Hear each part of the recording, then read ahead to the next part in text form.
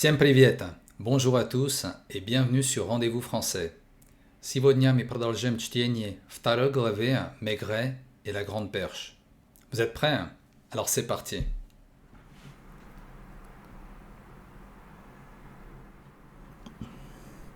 Chapitre 2. Peu après, Boissier entre dans le bureau de Maigret. « Dites donc, mon vieux Boissier, qu'est-ce que vous savez d'Alfred Jussieu?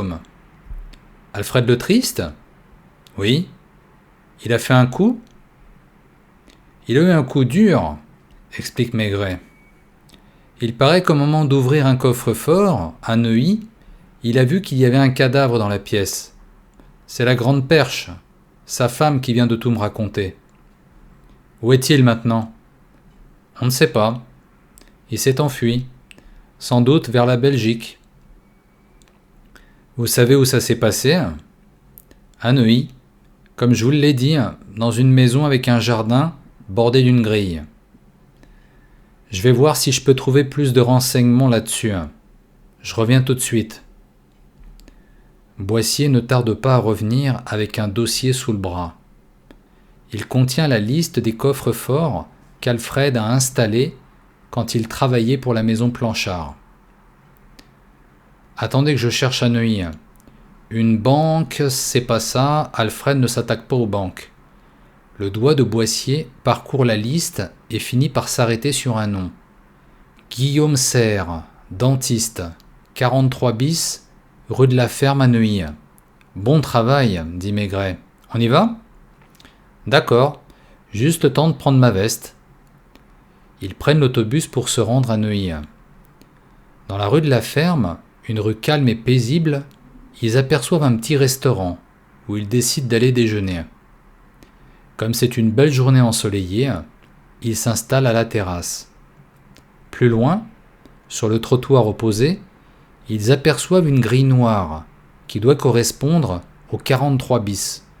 À la fin du repas, le patron du restaurant vient les saluer.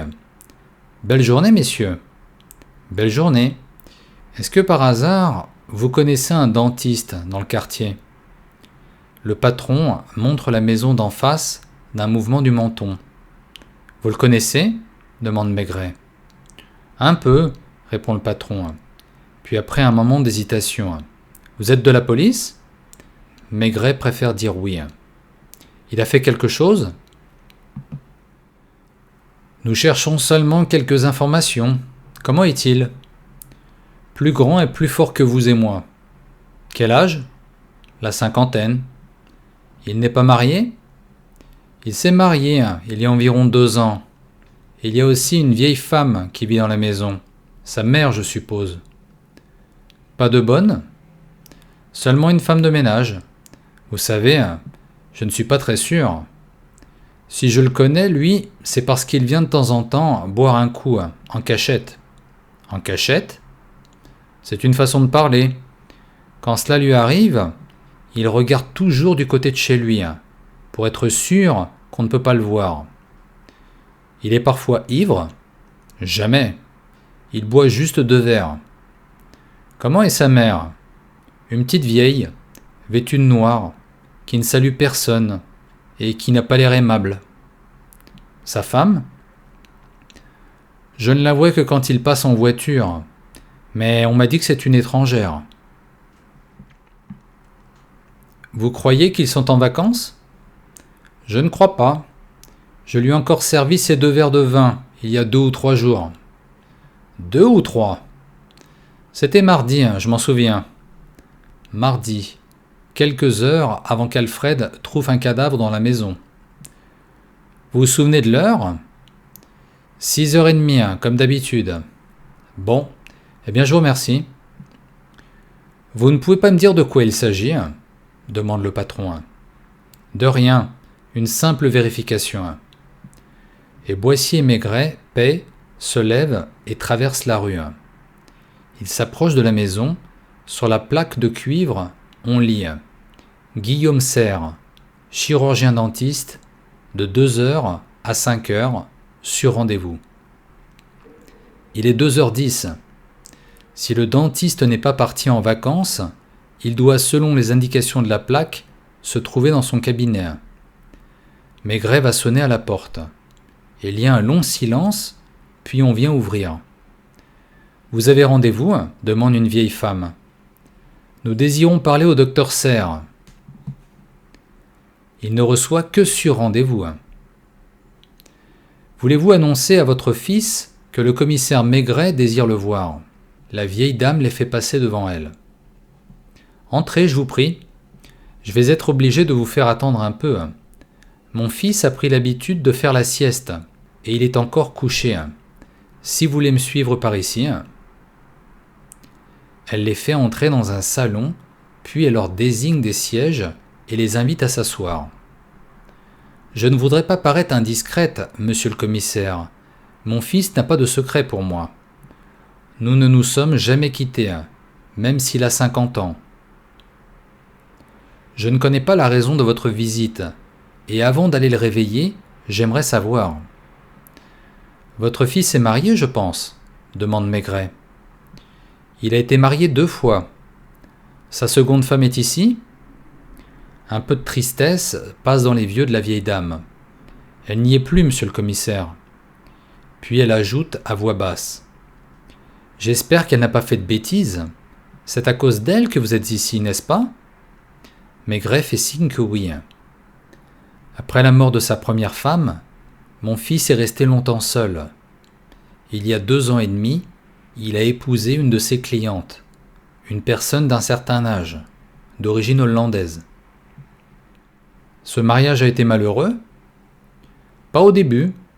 Je crois que tout le problème vient du fait que c'était une étrangère. Quand est-elle morte ?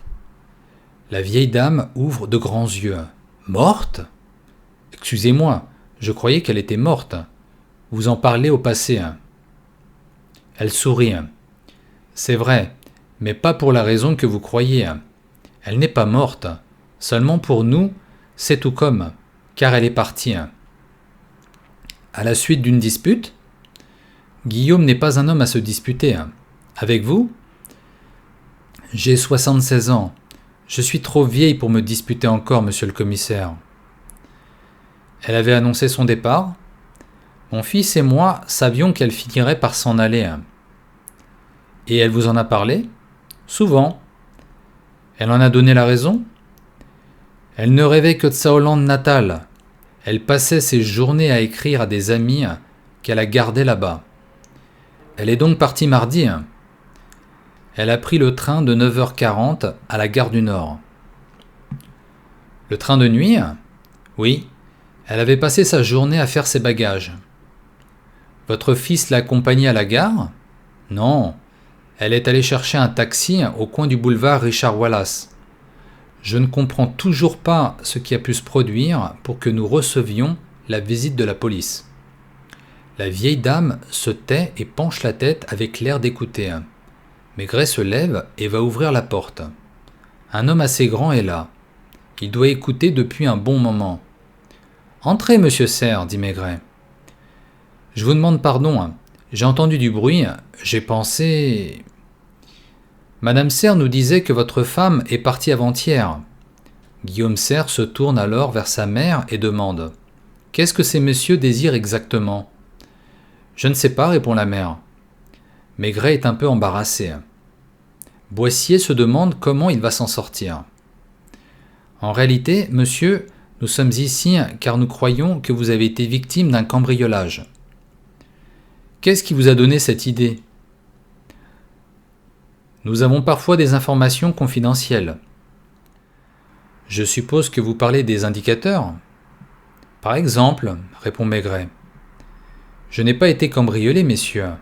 Si je l'avais été, j'aurais aussitôt appelé la police. Il n'essaye pas de se montrer aimable. Il ne sourit pas une seule fois. Vous possédez bien un coffre-fort ? En effet, j'en ai un. Vous couchez au premier étage, votre mère et vous ? Serre fait exprès de ne pas répondre. Votre bureau et votre cabinet sont au rez-de-chaussée ? Au mouvement de la vieille, Maigret comprend que ce sont les pièces qui sont à côté du salon. Me permettez-vous d'y jeter un coup d'œil ? Il hésite, ouvre la bouche et Maigret est sûr qu'il va dire non. Sa mère le sent aussi, car elle intervient. Mais naturellement, vous verrez ainsi qu'il n'y a pas eu de cambriolage. Et elle les conduit dans les pièces d'à côté. Vous voyez que tout est en ordre, dit-elle. Dans le bureau, Boissier se dirige vers une des fenêtres sur laquelle il passe son doigt. Puis, il fait un signe à Maigret. « Il y a longtemps que ce carreau a été remplacé ?» demande alors celui-ci. « Il y a 4 jours, quand il y a eu ce gros orage. »« Qui a remis le carreau ? Le vitrier ? » ?»« Non, mon fils. Il aime bricoler. » Maigret, qui ne voit pas ce qu'il peut ajouter, décide de partir. La vieille dame les raccompagne jusqu'à la porte. Maigret et Boissier vont alors prendre une bière pour discuter de ce qui vient de se passer. Ensuite, Maigret retourne à son bureau et ordonne à Janvier de faire des recherches sur la femme de serre, puis il rentre chez lui.